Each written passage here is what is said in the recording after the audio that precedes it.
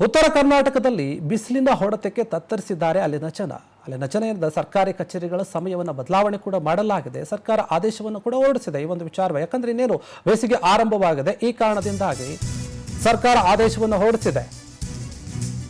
ಬಿಸಿಲಿನ ಹೊಡೆತಕ್ಕೆ ಉತ್ತರ ಕರ್ನಾಟಕದ ಜನ ತತ್ತರಿಸಿ ಹೋಗ್ತಾ ಇದ್ದಾರೆ.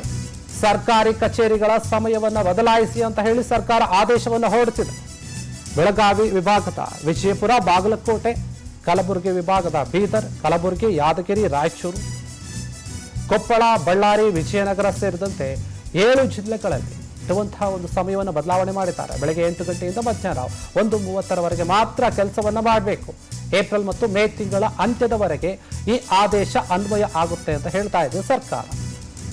ಯಾಕಂದ್ರೆ ಈ ಸಮಯದಲ್ಲಿ ಏನು ಬಿಸಿಲಿನ ಬೇಗ ಜಾಸ್ತಿ ಆಗ್ತಾ ಹೋಗುತ್ತೆ, ಅದು ಕೂಡ ಮುಖ್ಯವಾಗಿ ಉತ್ತರ ಕರ್ನಾಟಕ ಭಾಗದಲ್ಲಿ ಈ ಬಿಸಿಲು ಎಂದಿನಂತೆ ಇನ್ನೂ ಜಾಸ್ತಿನೇ ಇರುತ್ತೆ.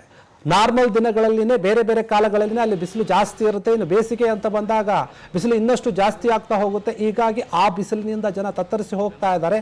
ಕೆಲವೊಂದು ರೋಗಗಳು ಬರುವಂತಹ ಸಾಧ್ಯತೆ ಕೂಡ ಇರುತ್ತೆ. ಹೀಗಾಗಿ ಸರ್ಕಾರ ಆದೇಶವನ್ನು ಹೊರಡಿಸಿದೆ ಉತ್ತರ ಕರ್ನಾಟಕ ಭಾಗದ 7 ಜಿಲ್ಲೆಗಳಿಗೆ.